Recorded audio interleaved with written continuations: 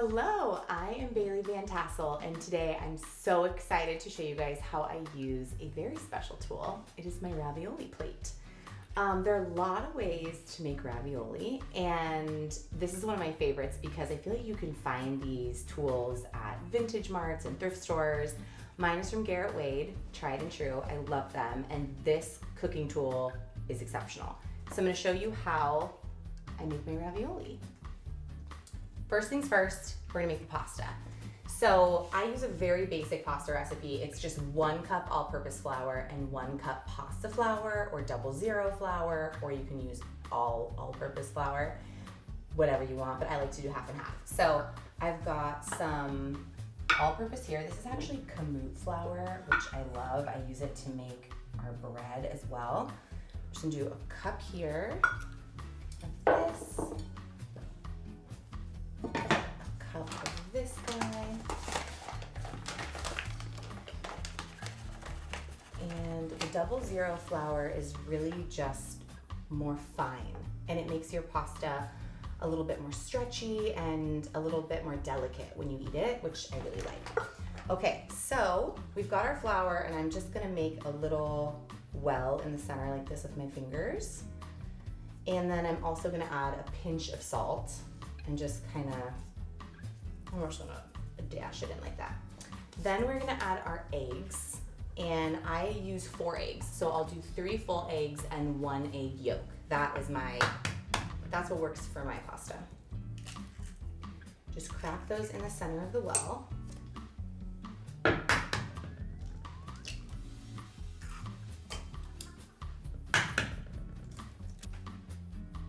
There you go. All right. If you want to crush these up and put them in your garden soil, they are excellent for killing slugs. Just a tip. Okay, so we are going to just use a fork, and I'm just going to sort of scramble the eggs. I know the Italians have this beautiful way of folding the yolks into the flour, but I really just need to get it well combined. So try to scoop the flours over the edge into your eggs. I guess I'm not scrambling, I'm more like folding.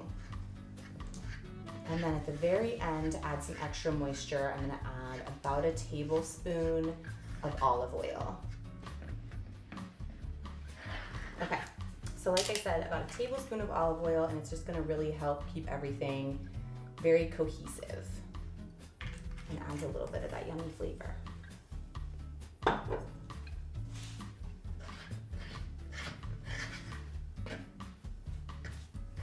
we go.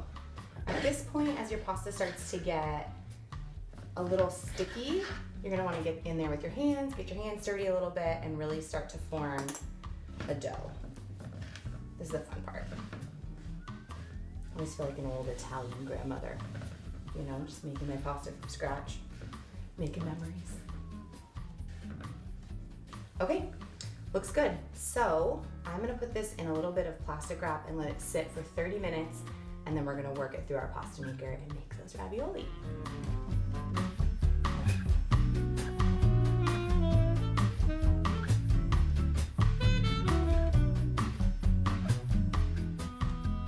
Okay, we are back, and we've got this chilled pasta. Been sitting for about 30 minutes, and so we're gonna get this rolled out. Make our sheets for the ravioli.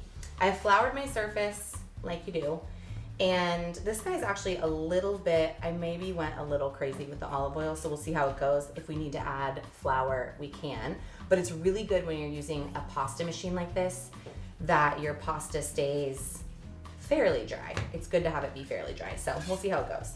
I'm gonna cut this guy into 4ths so we have manageable size pasta sheets to work with.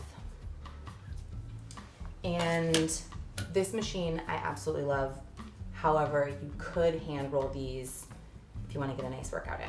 So I'm just going to shape this into something that will fit through our pasta maker and set my little machine to 0. And we're going to run this through about 6 times. Just get some nice even sheets. And you just adjust this guy as you go. Really quick and easy. I do this with my kids all the time. They love to turn the crank and shift this little guy and just be a part of it. and also eat the raw dough, which makes me crazy. Okay, these are gorgeous. This whole sheet is gonna make enough for the entire set of raviolis that we have. I'm just gonna kind of see where the halfway point is and cut it there. So what we're gonna do on the instructions when you look up using a ravioli plate, they're typically just gonna tell you to dust this guy with flour, but I really don't want my ravioli to stick, so I'm actually gonna spray a little bit of olive oil and cheat the system a little bit. So we're just gonna, just a little spray. All right, so we're gonna do that guy, and then we are going to set our first layer over on here. And you can kind of stretch your pasta a little bit too. You wanna make sure it gets over the edges of your ravioli plate, and the filling is going to kind of sink your dough in a little bit as well. All right. Okay, let's talk about the filling. So I've got 3 cheese in here. I'll give you the recipe later, but it's basically ricotta, mozzarella, Parmesan, and then I have some chard and oregano from the garden. As often as I can slip in these greens, I do it because they add a really delicious flavor, and also just no one ever notices, and then they can't protest at dinner time. Okay, so I'm just gonna use a very small amount here to set in the well of our ravioli. Really want these guys stretched over. You'll see why. So just gonna put this in here. And everything expands when you cook ravioli, so just keep that in mind. You want these sealed very tightly, but the pasta and the filling will expand a little bit as you cook it in your hot water. So delicious. There are so many different versions of ravioli that you can make, so many different types of fillings, so many different shapes. I actually have a square shaped mold. I'll show you guys that I love as well. But these specific ravioli makers from Garrett Wade are so useful. They're easy to clean. And they're kind of just a little bit of a statement piece. It's so fun to make pasta with company and with family because it's kind of an event, you know? And then obviously rewarding to eat. Okay. Put these guys in here. And then I cannot wait to show you how these come out. Okay, perfect.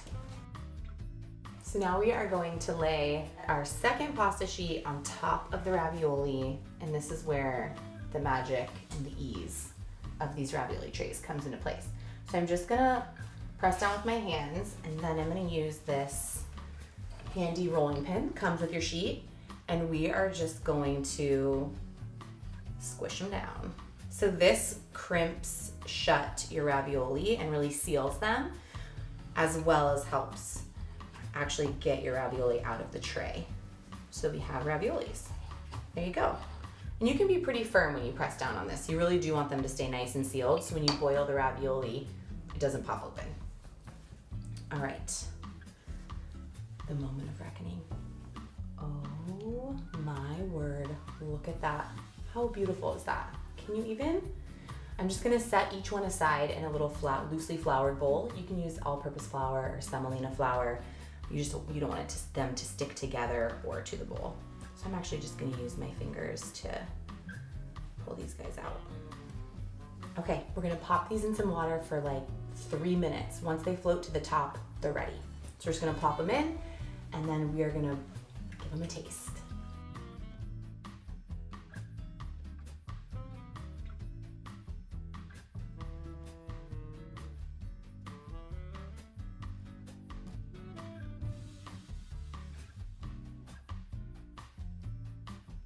Okay, look at this. Can you even handle it? I'm just gonna pour some melted butter on top and some parm, and we're gonna give it a taste.